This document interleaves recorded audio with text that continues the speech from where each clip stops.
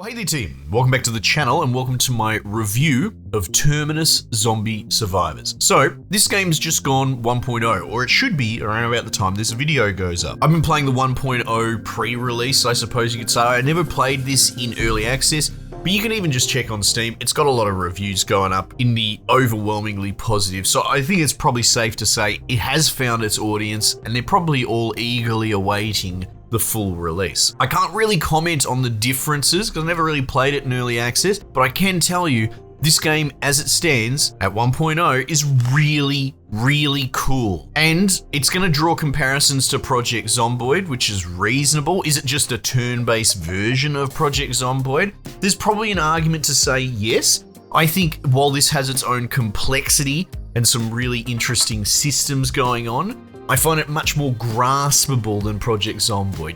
I suppose if you hold them next to each other, you could say this is the dumbed down, more simple version, but that's to not say that under its own merit that it is in fact simple. I hope that makes sense. I suppose what I'm saying is this is still quite complex and systems based, but at least for me, I find it more appealing and more graspable. Add to that, it has an overarching sort of meta narrative, not really narrative, but at least an objective layer. You have to get to Terminus. Essentially, there's a giant world map and you're trying to make it from one side to the other. Now, I haven't played Zomboid in a while, but if I recall, that is the ultimate sandbox how you died simulator. I wouldn't necessarily say it's meandering, but it is less guided. And for someone like me, and I've talked about this ad nauseum, I really enjoy having an objective. The more you make a game open sandbox, make up your own fun, the less I find it to be a game and more like having a paint set, an easel, and the developers saying, here's the tools, make your own game. I personally find it can be a bit of a cop-out the harder it becomes more freeform. So if maybe you feel that way about something like Project Zomboid, you find maybe it's not as directed as you would like, you probably lap this up, because on a meta layer, the way that this game works is you do your run and the runs only go for maybe a couple of hours max. So they're not super short, but they don't outstay their welcome. And when you die or get to Terminus, which I've done, you kind of do want to just re-roll and start again. You level up a kind of meta account for your game file, and that in turn allows you to attach more perks to your character. So if your game profile is level 3 or 4, you can start attaching, carb lover or something like that. And some of them will be 4 or 5 points, some will be 1 or 2 points, and ticks it off if you complete it, and you get a score and it all levels up that thing. So it does actually have meta gameplay components, which I would argue are kind of starting to plague that rogue space too much, like outsourcing your ability to successfully win a run for the sake of meta progression, I think is a really big no-no and what a lot of them fall into. Not to talk too much about roguelike theory or roguelite even, but yeah, if a game requires that you have to grind and eat shit for 5 runs before you can even make any sort of meaningful progress, I think that's very cheap and it doesn't respect the player's time. By contrast, I went into this game blind. I actually won on my first run. It took a few hours or whatever. And after that, I turned up the difficulty and went a bit harder in the paint with subsequent runs and have died. But to me, I think that's kind of important, that you can sort of have a fluke, good God run and it holds on to those rogue-like fundamentals. As far as the mechanics go, yeah, it's worth pointing out it is turn-based. I understand that some people might turn their nose up about the way that this looks. I think it's beautiful, actually. Very GTA 1. But again, if you're coming from that Project Zomboid crowd, you're probably okay with more indie artistic aesthetic. But in a way, it has a Sims type management of all your different little bars, and they have cool interplays, and if something's got a higher level, it will help with other things, whether you're full or you're thirsty. If you fill those bars all the way up, you'll regain hit points faster. You have to sleep to get your energy up. There's a day-night cycle. Each turn pretty much moves the game forward an hour. Zombies can become quite relentless at trying to get to you if they know where you are, smashing through windows. And, it might start off a little bit graspable, but the game's no cakewalk.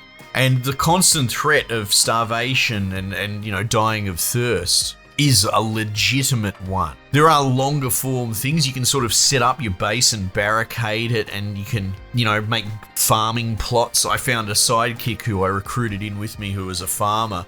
But I guess it depends what you're trying to do. Like, are you trying to rush to the end, or do you want to try and set up and survive for as long as possible? I suppose they're both kind of viable.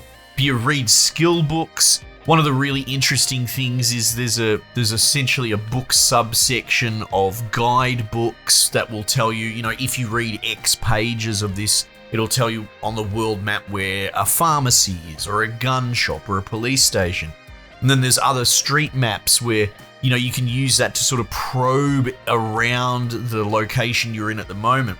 So instead of it just being an unknown possibility that you can go and explore, maybe you're next to a fire station or something like that. The game prompts you at the start that you want to get to Terminus if possible, and you need to listen to a radio. You don't start with a radio. Well, maybe you do. It depends, because there's a lot of RNG to it. That's the fun, that's the appeal. But once you get to a radio, and make sure that it's fully charged, perhaps with batteries, and make sure that it's repaired, perhaps with screwdrivers for repairing electronics, you can listen to it, and it will mark the Terminus on the map. It'll be somewhere probably at the top of the map. It's always random, and tells you to follow the train lines. So if you can find the railway lines, you could follow them all the way up to Terminus. However, there's not really a lot of value on those squares other than a shitload of zombies. And so if you just try and run the rail line, it's going to run out really quickly. So that loop is really well considered. You kind of have to zigzag your way up and try and plan, well, am I going to try and get this car working? And if so, do I have enough fuel to go forward? I'm going to need food. Going through houses, a bit of a roll of the dice. Or there's a restaurant,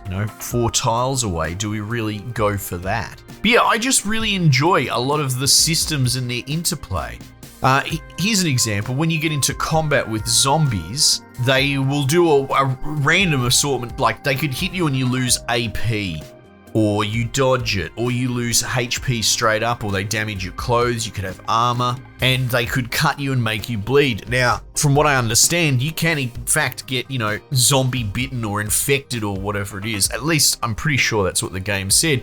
But only if they hit you when you're in a bleed state, which is kind of clever, kind of cool. So you kind of want to patch that bleed up as soon as possible. And if you don't have disinfected bandages, you'll get an infection. Infections are really a big part of this game. Eat dodgy food, there's a chance you will. Going through like dead bodies that have been rotting for a while. Unless you have like working gloves equipped, which will sort of shield you for the cost of wear, you're going to get an infection.